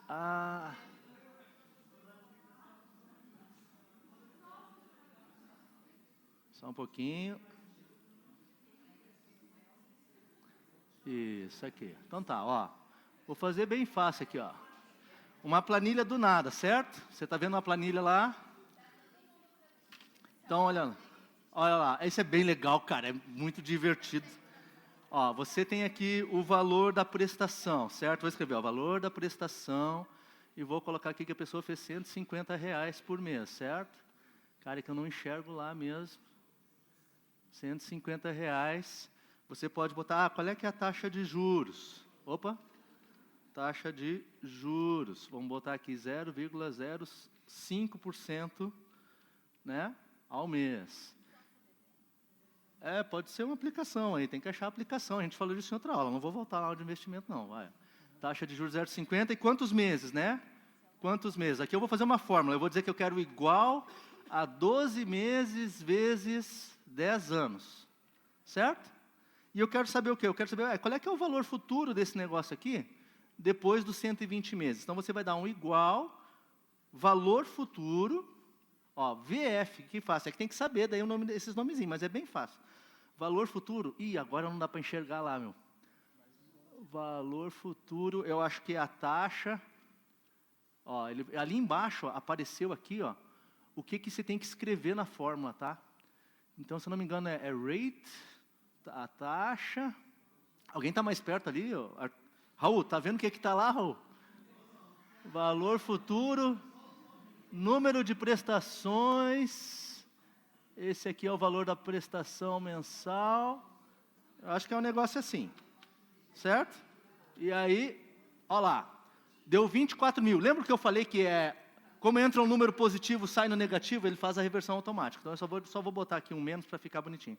24 mil é quanto os R$18 mil que ele investiu valem quando? No final dos 120 meses. Então, se você volta lá, ele aplicou 18 mil aqui, né? Como eu estou fazendo uma fórmula para 120 vezes, ele está dizendo, ó, o valor futuro aqui é 24 mil. Aí o que falta calcular? Os juros desses 24 mil rendendo por 30 anos, né? Então, você vai fazer agora, você tem um novo valor presente, né? Que é esse cara aqui. Vou estar usando a mesma taxa de juros, 0,5%. E agora, quantos meses vai ficar aplicado isso pelos 30 anos? Bom, são 30 anos vezes 12 meses, certo? São 360 meses. Qual é que é o valor futuro agora? Você está entendendo, né? Apliquei aqui por 10 anos, os 18 mil que eu apliquei aqui, ó, são 150 vezes 120 mil, 18 mil. Só que isso aqui rendeu esses juros. Ao final dos 10 anos, esses 18 virou 24, ou seja, 24 menos 18 rendeu R$6 mil de juros. Agora eu vou levar até a aposentadoria, eu vou sair do ano 30 até o ano 60, nós vamos chegar então lá, qual é o novo valor futuro desses 24 mil mais 30 anos. Você vai ter lá igual o valor futuro, a taxa, o número de meses, não tem prestações e tem o valor presente agora, que é esse valorzinho aqui, bem fácil, R$148 mil 0,63. Eu errei aqui porque aqui deve ter alguma coisinha nessa fórmula aqui. 148, desculpa, deu certo? 148,786,58. Ó, o milagre do Excel aconteceu de novo. Funciona. Está vendo lá? Os 24 mil que você tinha no final dos 10 anos, remunerando 0,50, 360 meses, virou 148. O legal da fórmula é que se eu quero deixar um mês a mais, vou botar 361, virou 149 mil, porque ele vai mostrando o progresso dos juros. Quanto que rendeu de juros aqui, então, nos 30 anos seguintes? 148, menos os 24 que já tinha, 124 mil reais de juros. Certo? Isso tudo você faz no Excel. O Excel te deixa calcular o valor presente, o valor futuro, o valor de uma parcela. Dá para fazer uma penca de coisas. Só para mostrar que o número lá está certo. Então, eu espero que você acredite agora em mim, que todo o restante dos números que eu vou mostrar para você na aula funciona e está certo. Deixei aqui o passador, eu acho. Agora, olha esse mesmo caso aqui. O cara resolve... eu vou fazer uma poupança. Só que esse cara, ele demorou 10 anos para decidir isso. Quando ele viu a aula do pastor Roni, ele já estava com 29. Entendeu? Então, ele não fez a poupança a partir dos 20 anos. Ele disse, eu vou começar mais tarde, e ele quer juntar os mesmos 150 mil. Não, eu vou juntar os mesmos 150, com a mesma taxa de juros, ele vai fazer a mesma aplicação que o cara de cima, só que ele começou a juntar aos 30 anos. Certo? Em vez de fazer dos 20 aos 30, ele vai começar a juntar nos 30 anos. E vai fazer a mesma coisa, 150 por mês. Quantos meses esse cara vai precisar contribuir, ou quantos anos, para chegar nos mesmos 150 mil? Algum chute? O primeiro cara precisou contribuir 10 anos. O segundo, 20 anos. Não, ele vai precisar contribuir os 30 anos. Para chegar no mesmo valor. Olha que coisa, olha o efeito que os juros faz. Por quê? Porque naquele primeiro início, você chegou com 24 mil no ano 30, e aquele 24 mil ficou rendendo por 30 anos. Aqui, você perdeu 10 anos da tua equação. Então, para tu recompor esses 10 anos, em termos de juros, você precisa estender as suas contribuições. Olha a loucura.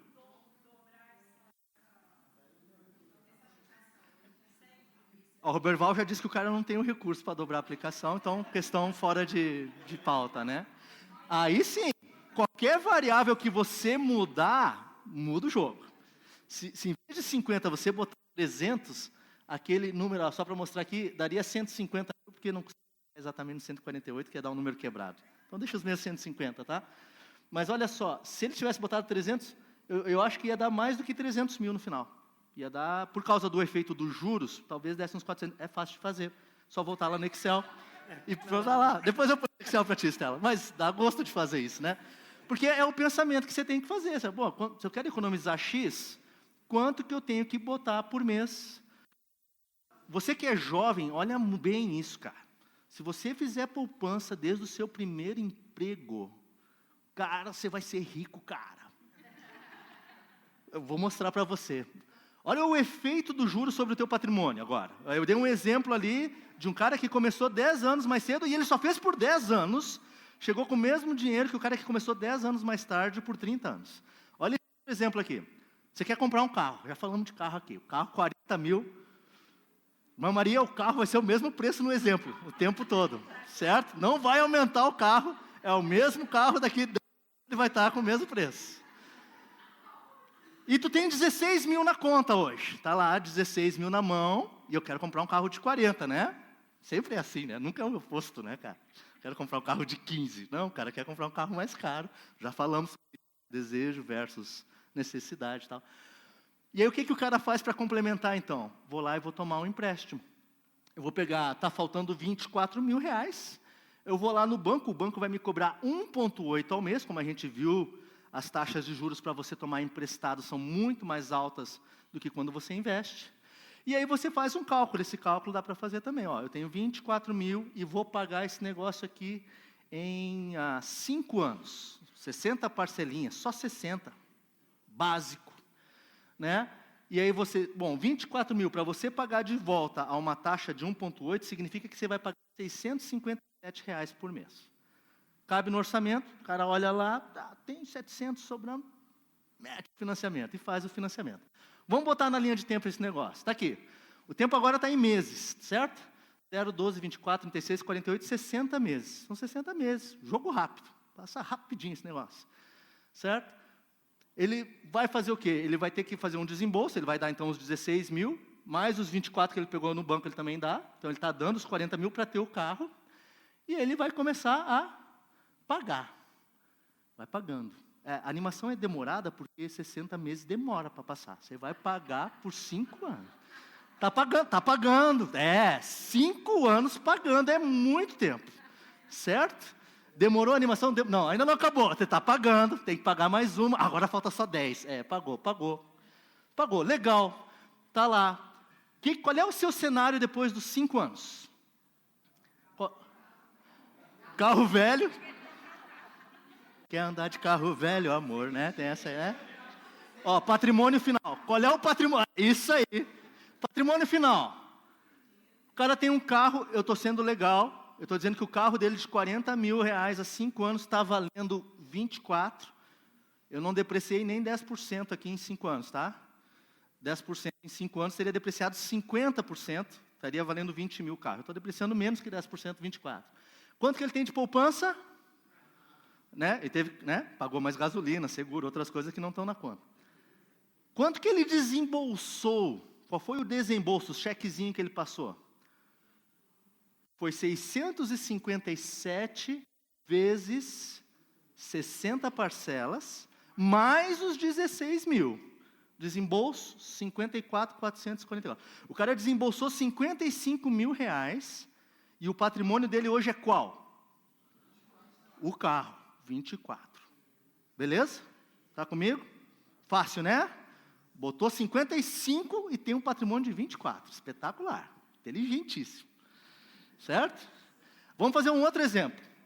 O cara decide, não, eu não vou gastar e eu vou economizar esse dinheiro que eu ia aplicar, que eu ia pagar para o banco, eu vou pegar os 657 e vou aplicar.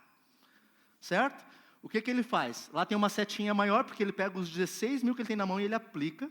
E ele começa a fazer o quê? Aplicar os 657 por mês. Eu botei uma setinha dizendo que ele começou a aplicar no mês seguinte. Quanto tempo ele vai levar para ter os 40 mil para comprar o carro? Olhando no exemplo de cima. Você acha que ele vai levar 5 anos para juntar os 40 mil? Não. Isso dá para fazer esse cálculo no Excel também, certinho, espetacular. Ele vai guardar o dinheiro. Não vai ser na hora que ele quer, não vai ser no momento que ele quer. Mas em 2 anos e meio, ele vai ter juntado R$ 40.659 em 2 anos e meio, aplicando a 0,5%. Se você consegue controlar a sua necessidade, se não é uma necessidade, você controla a sua vontade, em 2 anos e meio você tem o dinheiro para o carro e sobra R$ 659,94. Aí é outro case que eu não tenho slide, entendeu? Aí não tenho, teria que fazer no Excel. Né? Aí, sem slide, não vou responder essa, me nego a responder pergunta sem slide. Tá? Olha lá, vamos continuar esse vamos atrapalhar a aula. Olha lá, aí o cara vai lá e faz o quê? Ele compra o carro, comprou o carro novo, e o que ele faz o mês seguinte, né? Ele vai ter que pagar gasolina, essas coisas tudo. Mas vamos supor que ele consegue economizar os 657 que ele pagaria para o banco, né? Porque tu ia pagar para o banco, põe na poupança. Né? Ele continua a poupar até o 60º mês, só para nós comparar com o exemplo de cima. O que acontece com esse cara? Vai economizando, guardando, tal. Qual é que é o patrimônio final dessa pessoa ao final do 60º mês? Patrimônio final, ele tem um veículo de quantos anos? Né? 2,5. Então vamos lá. Quanto que ele desembolsou durante os 5 anos? Exatamente o mesmo valor. Eram os 16 que ele tinha, mais 60 parcelas de 657. Ele tem um veículo de 2 anos e meio. Também não fui justo na depressão, fui mais conservador aqui e botei que ele está valendo 29 mil em 2 anos e meio. Ele perdeu aí 30% em 2 anos e meio. Vale mais que o carro de cima. Agora, o problema, a diferença é que ele tem uma poupança. Ele tem 2 anos e meio de poupança. E esse valor aplicado dá para ele uma poupança de R$21.224 de poupança. Qual é o patrimônio total desse cidadão? O veículo mais a poupança, R$50 mil. Essa pessoa, com uma decisão diferente, tem o dobro do patrimônio. Gente, é o dobro, você não está entendendo. Jovem, você que ganha R$1.500 vai comprar um carro, olha isso. Em 5 anos você tem o dobro do patrimônio. Isso é por isso que tem um irmão do seu lado que é rico e você é pobre. Sendo bem simples. Mas cara, porque se tu fizer isso... Não, mas se você fizer isso para todas as suas decisões... Olha só. Olha só. Cadê o rico do meu lado? Cadê o rico? Cara, mas olha só, é verdade. Se você tomar essa decisão para todas as suas decisões de compra, de roupa, de alimentação, de casa, de carro, quantas vezes você vai dobrar seu patrimônio? Aí você compara na vida um cidadão que economizou e tem um patrimônio de R$1 milhão com alguém que tem 0 de patrimônio, né? Ou 20 mil. É simples assim, gente. É só você usar os juros a seu favor e controlar desejo versus necessidade. Eu estou mostrando, é um número real, é fato isso aqui. Claro que leva 5 anos, né? Não é na hora que eu quero. Mas é o dobro do patrimônio num carro de 40 mil. Imagina uma casa de R$400 mil. É a mesma coisa. Você compra uma casa e 10 carros, se você fizer isso. Oi, irmã Maria. Qual foi? Oi. Tá zoando com a aula, dona Maria. Aí já... Você conhece alguém em vida que já fez isso? Conheço. Nosso primeiro apartamento a gente comprou à vista. Nós pudemos, quando eu comecei a namorar com a Tabita, um pouco antes, acho que eu já era mão de vaca, né? Comecei a guardar, eu morava com meus tios, morava com a minha família, juntei todo o dinheirinho que tinha. Aí nós casamos, nós ganhamos a bênção de morar num apartamento com 12 meses. Quanto que a gente ficou lá na casa do João? Ficamos num apartamento 12 meses, não precisava... Tinha que ajudar lá a pagar o condomínio e tal, mas a gente estava economizando o meu salário e o dela. Quando a gente foi comprar nossa primeira casinha, R$40 mil é o que a gente tinha, 40 mil que a gente comprou. Se eu tivesse pagado, foi curioso, porque a gente tentou ir na Caixa pegar financiamento. Eles não aprovaram. Né? Não aprovaram, a gente queria um de 65, a gente tentou fazer errado. Eles não aprovaram, dona Maria. Foi por graça, foi pura graça, porque pela carne a gente tinha financiado. Os caras não aprovaram, fomos lá e compramos um de 40 mil. Né? Pagamos 40 mil, e se eu tivesse financiado lá, os mesmos 40 mil, teria pago o quê? Sei lá, teria pago R$80 mil em quantos anos, né? É isso, né? Jovem, se você fizer isso desde o início da sua vida, meu irmãozinho, você vai fechar as contas no final do mês, fica tranquilo, né? Vamos lá, vamos forçar mais a barra ainda. Agora, eu falei no exemplo de um carro, vamos olhar uma aposentadoria. Olha um plano de aposentadoria.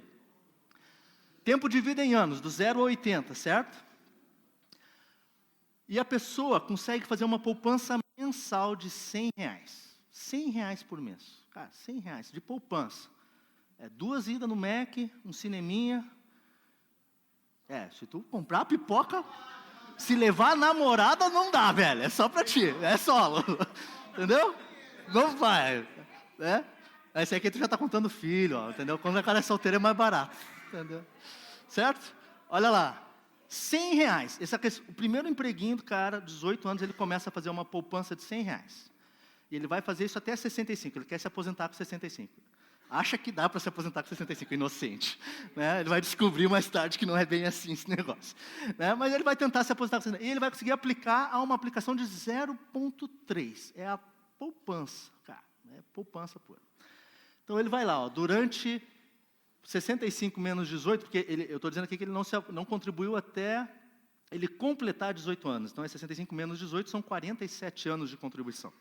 47 anos de contribuição. Qual é que é o valor que esse cidadão tem ao final desse período, né? O total de desembolsos que ele fez durante a vida, os 100 vezes 12 meses, vezes 47 anos, dá R$56 mil. A poupança total dele foi 147. Por que não subiu tanto o valor? Por causa da taxa de juros. Você aplicou a 0,3. Né? A aplicação mais básica possível que você consegue aí, 0,3. Então, ele chega no final com 147. Qual é a expectativa de vida do brasileiro? 70 e... 72. Pô, o cara está com 65. Vamos matar ele com 72? Ou vamos mais, Milton? Ah, mas eu tenho nervoso. Tu vê, né? Vamos mais que 72, eu estou perto. Não, vamos dar 20 anos para esse cara. Vamos dar 20 anos para esse cara, certo? Vamos supor que ele vai viver até os 85. Tem uns marvados que aguentam, vão até os 80 e tal. Aí vamos, esse aqui é 85 anos. Vou dar 20 anos para ele de aposentadoria. Se ele juntou 147 mil reais na sua vida, e ele começa a sacar, a partir de sua aposentadoria por 20 anos, isso daria para ele uma renda mensal de 861 reais. Se ele deixar o dinheiro aplicado, a 0,3, na mesma aplicaçãozinha, todo mês ele sacar 861 reais, quando ele fizer 20 anos o dinheiro acaba, teoricamente, entendeu? O dinheiro acaba, é o cálculo que eu fiz, ele tem esse dinheiro, não vai deixar nada para os filhos, nada para a mulher, ele vai usar toda a poupança dele, certo? E em 20 anos ele poderia sacar 861 reais. Pô, para quem guardou 100 por mês, filé. Pô, 860, além da previdência pública e tal, legal. Então, olha interessante. Agora eu quero fazer algumas variações com vocês, que é o que o Alvo estava tentando fazer ali, né? E se? Vamos lá. Então, no cenário base, que é o que a gente começou, 56 mil reais, ele de juros sobre isso tudo que ele guardou, deu 90 mil, e a poupança total dele, no final, foi 147, que dá uma renda por 20 anos, na mesma aplicação, de 860. Vamos supor agora que ele cuidou dos seus investimentos, ele procurou aplicações melhores, ele conseguiu aumentar a rentabilidade dele, ele aumentou para 0,5 ao mês. O que isso acontece? Cara, o efeito é exponencial, porque você está falando de prazos longos, você está falando de um longo investimento, as coisas mudam muito. Então, se ele aplicar aquele mesmo fluxo com uma taxa 0,5, ele vai desembolsar os mesmos 56, mas os juros acumulados será de 256 mil reais. Nesses 47 anos, certo? Isso dá 303 mil, isso dá uma renda por 20 anos de 2 mil reais. Tá bom? Melhorou um pouquinho?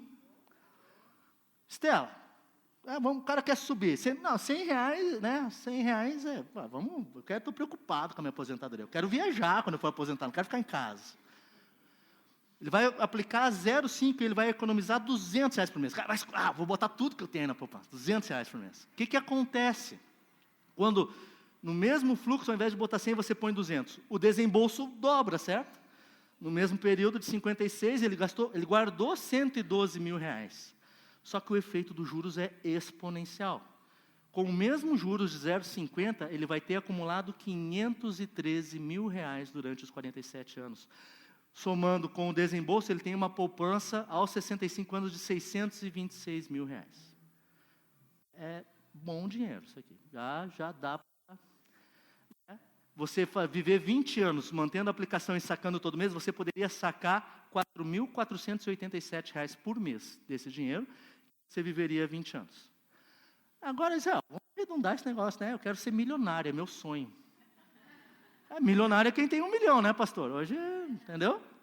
O que eu preciso para fazer 1 milhão de reais? Se você mudar o valor, eu vou te dizer que o que eu acho mais difícil aqui é a taxa, é você conseguir manter essa taxa de 0,5 ao mês. O que dá para fazer é mudar o valor. E você também pode mudar o valor conforme sua carreira, né? Pô, foi promovido, né? Teve uma chance melhor, né? Ou está sem filho, economiza tudo, está solteiro, economiza tudo. Então, você pode mexer nesse fluxo aqui. Se você não consegue a taxa, baixa ela para 0,4 e põe dinheiro. Vai dar a mesma conta no final. O que acontece se o cara, ele consegue fazer os 200, mas todo final de ano, quando entra um extra, entra o 13º, sei lá, bom, o que você tiver, férias, tal, ele economiza mais 1.700 no fim do ano.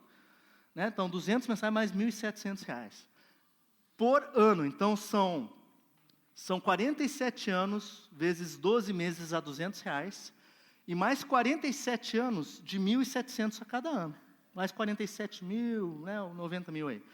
Total de desembolso dele, 181 mil reais. Juros acumulados, 818 mil reais. Poupança total, 1 milhão de reais na chincha.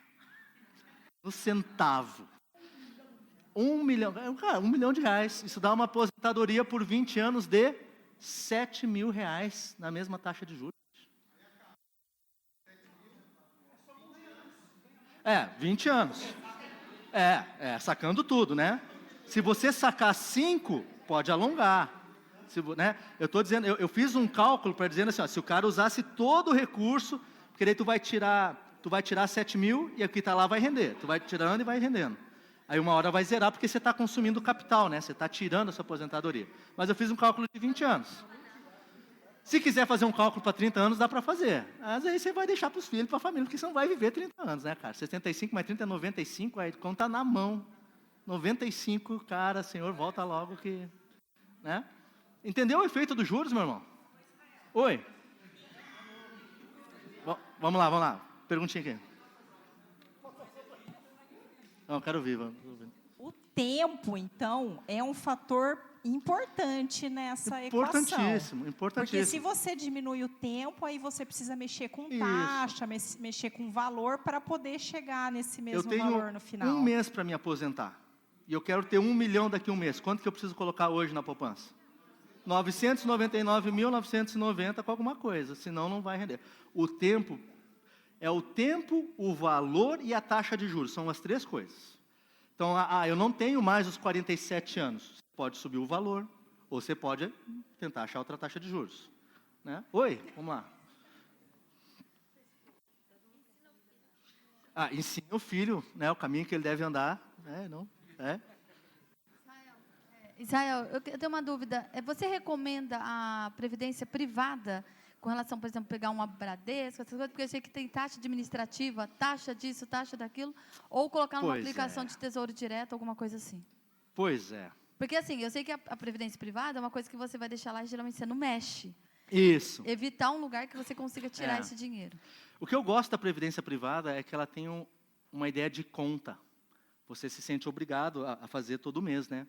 Então, para aqueles que são muito controlados ou, né, não têm uma boa gestão, o fato de você ter uma conta que eu tenho que pagar, senão o plano de previdência eu perco os benefícios, isso te força a fazer a contribuição. Eu gosto desse aspecto dela. E ela tem outros aspectos positivos, é que quando você contrata uma previdência privada, normalmente você tem ali junto um seguro de vida, um seguro de alguma coisa. Então, se você está pagando o plano com esse seguro e acontece uma coisa comigo, a minha família tem aposentadoria.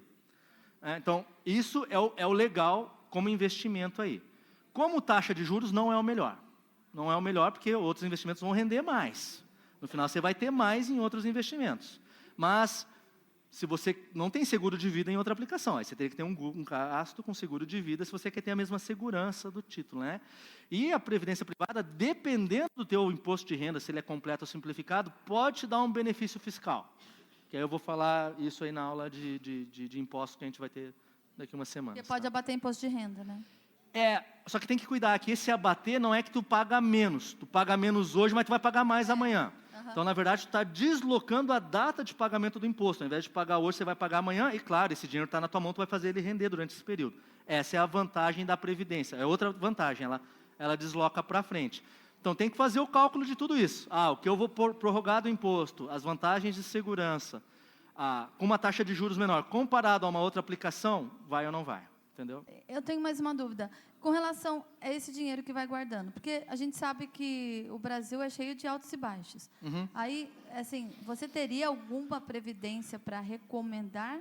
Ou você recomendaria mesmo assim, se você tem condição de deixar lá no Tesouro Direto, qual que é mais seguro? Previdência privada ou um Tesouro Direto, hoje, em vista da economia do Brasil? Tesouro Direto é título do governo federal. A última coisa que vai quebrar num país é o governo federal. Vai quebrar todos os bancos privados antes, vai quebrar... Se a gente entrar numa guerra, quebra tudo antes de quebrar o Brasil. Né? Pior cenário aqui é uma guerra. Entramos em guerra. Estamos nós contra os chineses, os americanos, todo mundo. O negócio para de funcionar. Para o sistema bancário, para tudo.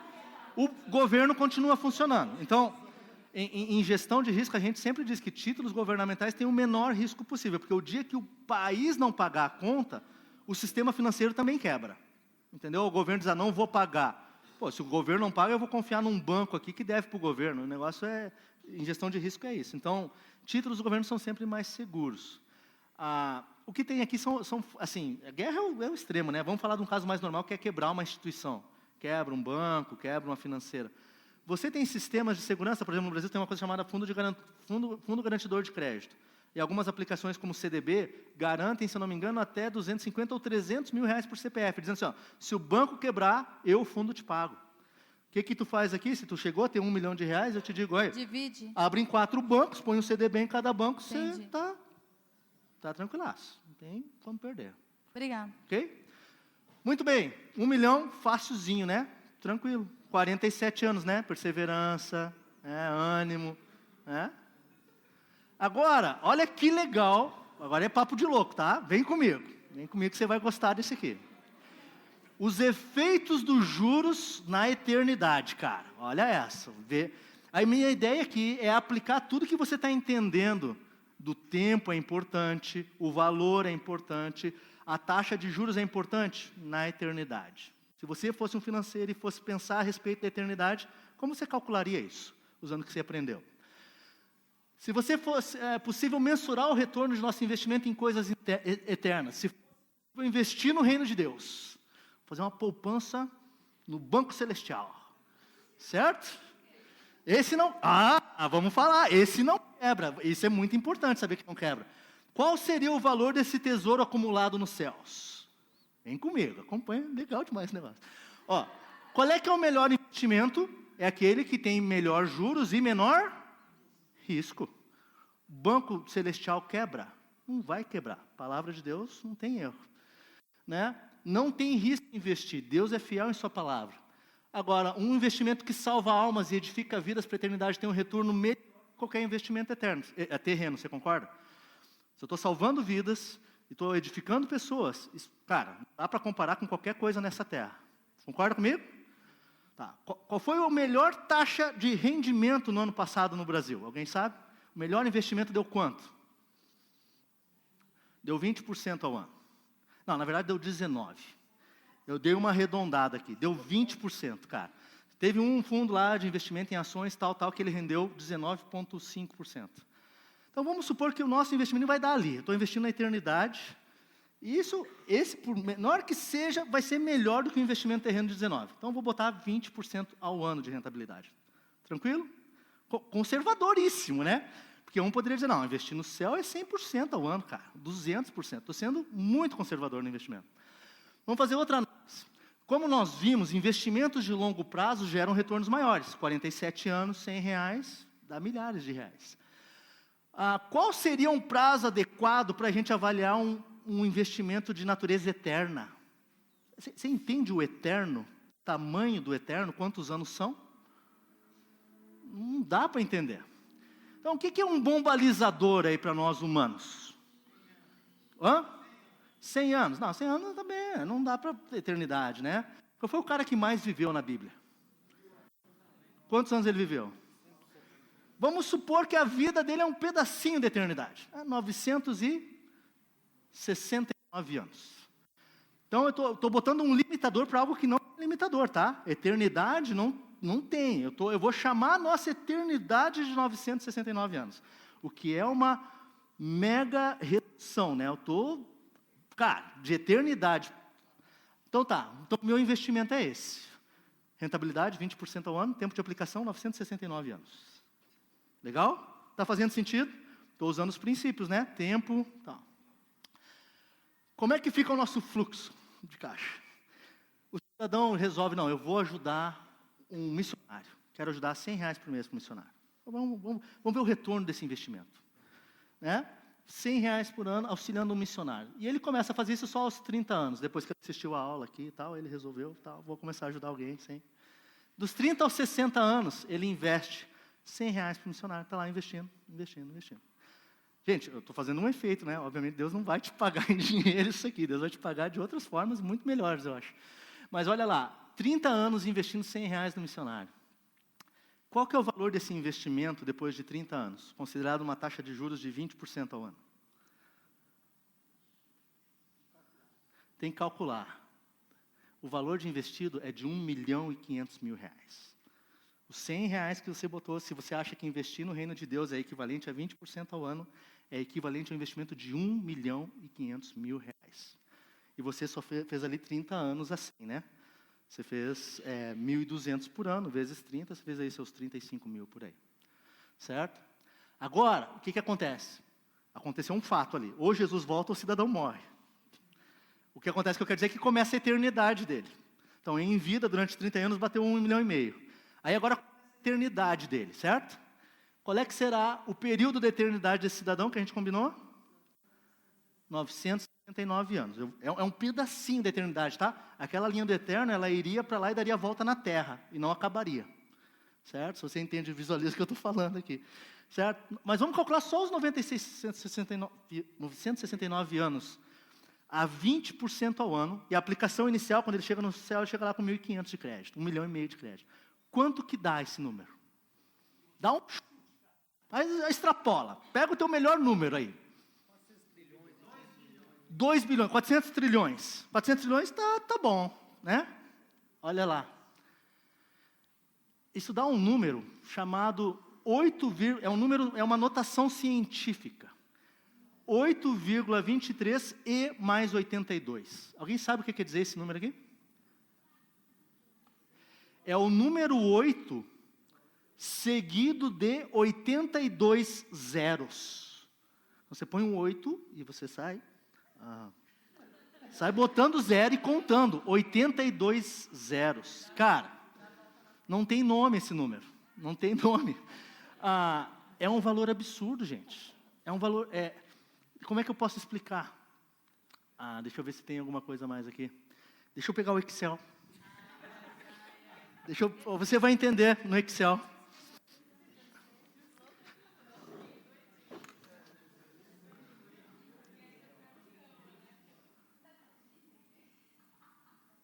Estou na Disney. Engraçadinho.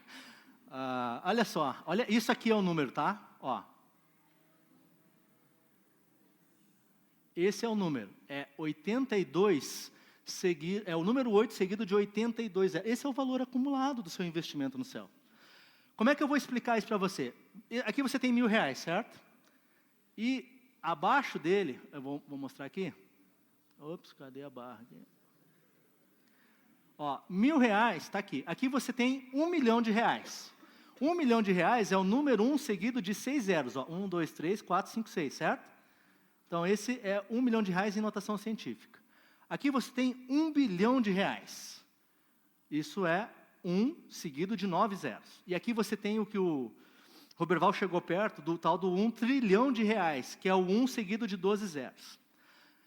O que acontece? Para você chegar nesse número de 8, seguido de 84 zeros, você tem que pegar o 1 trilhão e multiplicar por 1 trilhão. Você vai chegar em 1E... Você está chegando 1E24. Você tem um 1 seguido de 24 zeros. Para ir para o seguinte, você não vai multiplicar de novo. Você vai multiplicar esse cara aqui que deu esse resultado por esse aqui. Então, você pega o 1 seguido de 24 zeros e multiplica por 1 trilhão. O resultado que der, você multiplica de novo. O resultado que der, você multiplica de novo. Ou seja, é o equivalente a fazer 1 trilhão elevado à 7ª potência. Se alguém estuda matemática aí. Cara, é um número absurdo. Eu não sei você, mas R$1 bilhão eu já não entendo. Eu não sei o que faz com R$1 bilhão. 1 milhão a gente ainda descobre onde gastar, mas 1 bi, né? 1 bi você não sabe onde gastar esse dinheiro. E no novo templo, pastor, eita, cara, amém.